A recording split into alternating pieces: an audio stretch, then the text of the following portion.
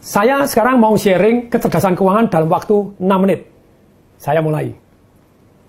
Jadi kalau kita mau cerdas secara keuangan, kita harus tahu dua hal yang sangat sederhana, tapi sayang jarang orang tahu isinya dan bagaimana caranya. Jadi kita harus tahu yang namanya pendapatan, satu, yang kedua pengeluaran, income dan spending. Ternyata yang namanya income atau pendapatan itu ada 3 macam. Sayang kalau Anda hanya punya satu saja. Satu yang namanya active income. Active income itu apa? Ketika Anda kerja, Anda baru dapat income. Anda jadi guru ngajar, jadi pegawai negeri, masuk baru dapat income, jadi dokter, jadi lawyer, jadi pedagang, ketika Anda dagang baru dapat duit, jadi trader, ya Anda itu namanya active income. Nah, saya hanya satu ini doang. Kemudian yang kedua, Anda harus tahu bahwa dalam income ini ada yang namanya passive income. Tidur pun dapat duit. Ini income yang paling penting, tapi sayang orang tidak fokus untuk membangun passive income.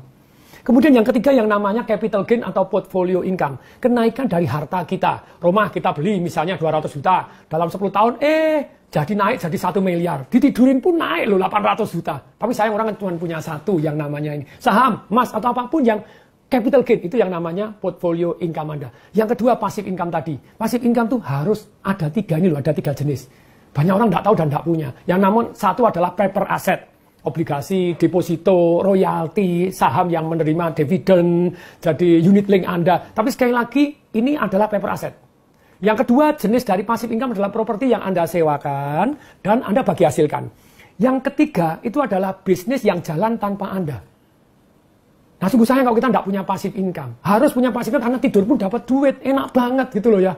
Nah, kemudian pengeluaran itu ada 4. Satu, pengeluaran yang produktif. Kedua, pengeluaran konsumtif. Yang ketiga, pengeluaran yang tampaknya produktif ternyata konsumtif. Yang keempat, pengeluaran yang tampaknya konsumtif ternyata produktif. Pengeluaran apa yang produktif? Semua pengeluaran Anda. Nambah karyawan, nambah mesin, kemudian beli properti disewakan. Semua pengeluaran untuk ini. Semua pengeluaran yang meningkatkan aktif, pasif, dan portfolio income Anda. Itu adalah pengeluaran yang produktif. Pengeluaran yang konsumtif itu ada 3 macam. Semua pengeluaran yang langsung habis. Istilahnya Anda baik nambah karyawan tapi ternyata tidak produktif. Nambah mesin tapi ternyata tidak produktif. Yang apapun yang langsung keluar duit langsung habis. Ini ya. Untuk makan, untuk minum, untuk tour. Nah ini langsung habis. Kemudian yang kedua namanya passive spending. Cicilan mobil Anda, cicilan rumah. Lupa cicilan rumah kan harganya bisa naik. Bisa. Tapi Anda nyicil itu tetap passive spending. Anda tidak bayar, disita. Gitu aja gitu ya. Cicilan Anda, langganan A, langganan B, langganan internet Anda, apapun yang keluar terus, itu sebenarnya passive spending. Oke ya.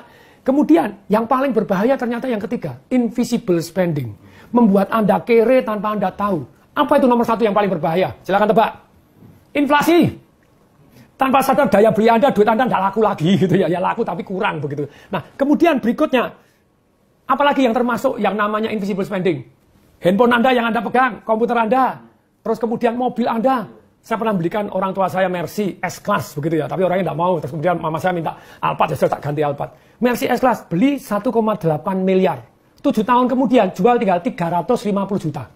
Anda beli mobil buka pertama sekali hilang 200 juta. Besok buka sekali hilang 10 juta, hilang 20 juta, setiap dibuka hilang berpuluh-puluh juta.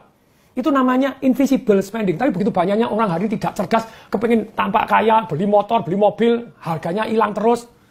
Kere tanpa berasa. Mohon maaf kalau pakai kata-kata keras gitu ya. Mohon maaf supaya insaf saya seringkali menggunakan kata keras, sekali lagi mohon maaf. Kemudian berikutnya ini. Jadi pengeluaran yang tadi konsumtif sudah. Sekarang yang tampaknya produktif ternyata konsumtif. Tadi ada satu orang, Pak Tung enak aja punya duit banyak bisa nabung. Saya ini gaji cuma 3,5 juta. Nyicil motor 1,5 juta. Saya tanya, kamu nyicil motor apa? Honda CBR. Aduh. Harganya berapa? 35 juta 500 waktu itu. Oke. DP-nya berapa? 9,5 juta. Cicilannya berapa? 1,6 Pak tepatnya. 1,6 juta Pak. Terus nyicilnya berapa? 32 bulan. Saya hitung, berarti kamu total duit keluar 60 jutaan. Sekian. Betul Pak? Kalau 3 tahun, Honda CBR bekas berapa? 12 juta. Saya 12 juta. Berarti kamu dalam 3 tahun, kamu hilang yang namanya uang kamu 48 juta sendiri. Lupa, tapi kan saya perlu kendaraan. Kau perlu beli Honda Legend tahun 2000, 2 juta doang.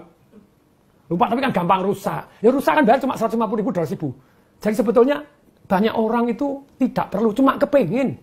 Jadi please deh kalau Anda ini yang namanya seolah-olah, aduh kelihatannya produktif untuk kerja, padahal Anda tidak perlu itu. Anda harus membedakan.